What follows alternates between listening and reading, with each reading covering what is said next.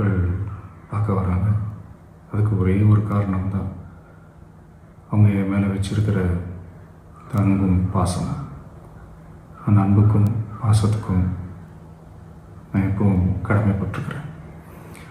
அதனால தான் இந்த சுற்றுப்பயணத்தில் மற்ற எல்லா விஷயங்களையும் தாண்டி மக்களுடைய சேஃப்டி, அதில் எந்த காம்ப்ரமைஸும் பண்ணிடக்கூடாதுன்றதுக்காக தான் அது என் மனசில் ரொம்ப ஆழமாக இருக்கும் அந்த எண்ணம்.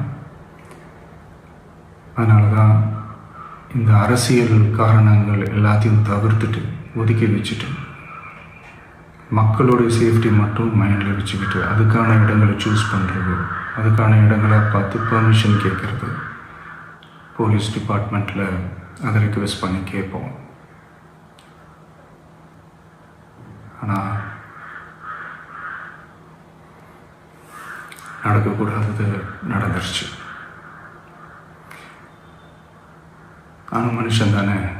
அந்த நேரத்தில் அத்தனை பேர் பாதிக்கப்பட்டு இருக்கும்போது எப்படி அந்த ஊரை விட்டுட்டு என்னால் கிளம்பி வர முடியும்?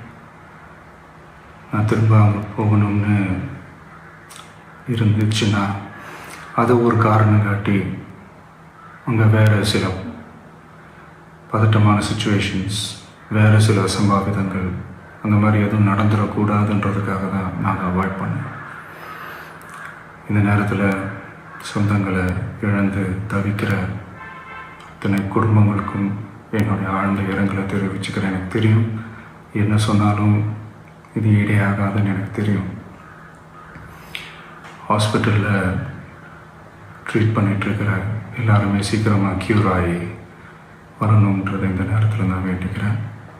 கூடிய சீக்கிரமே உங்கள் எல்லாரையும் நான் சந்திக்கிறேன்.